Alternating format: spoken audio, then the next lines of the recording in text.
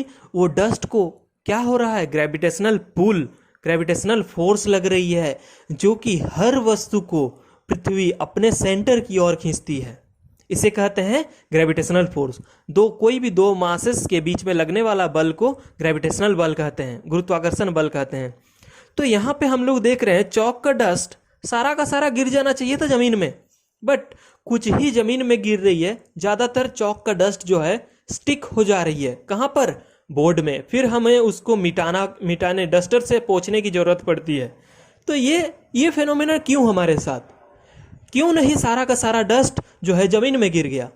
अगर ये देखी जाए तो हमें ये पाएंगे कि ग्रेविटेशनल फोर्स से जरूर कोई ना कोई फोर्स होगा, यानी कि ग्रेविटेशनल फोर्स से बड़ा कोई ना कोई जरूर फोर्स होगा जो कि बोर्ड चौक के डस्ट पे लगा रहा है। बट अगर ग्रेविटेशनल फोर्स ज़्यादा होता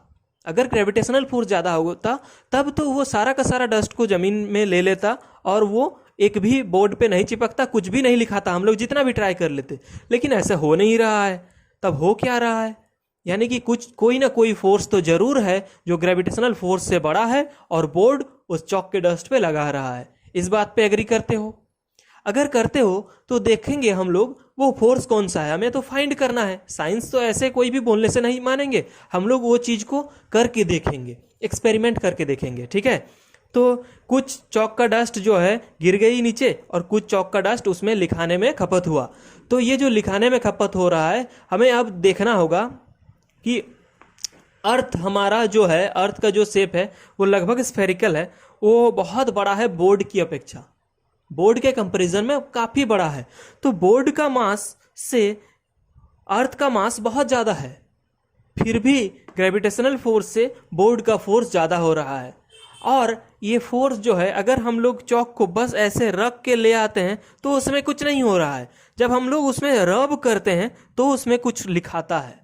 यानी कि रबिंग के दौरान, रबिंग यानी फ्रिक्शन के दौरान एक न्यू टाइप का फोर्स जनरेट हो रहा है जो ग्रेविटेशनल फोर्स से ज़्यादा है। तो रबिंग से या फ्रिक्शन से एक न्यू फोर्स जनरेट हुआ जिसको हम कहेंगे इलेक्ट्रोमैग्नेटिक फोर्स। उसमें इलेक्ट्रिक गुण भी होगा और मैग्नेटिक गुण भी होगा, और वहाँ पे जो क्वांटिटी डेवलप होगा वो होगा चार्ज। वहाँ पे बॉडी, चौक का डस्ट और बोर्ड दोनों चार्ज्ड हो जा रही है और दो चार्ज्ड बॉडी यहाँ पे आपस में इलेक्ट्रोमैग्नेटिक फोर्स लगा रहे हैं। तो अभी हमें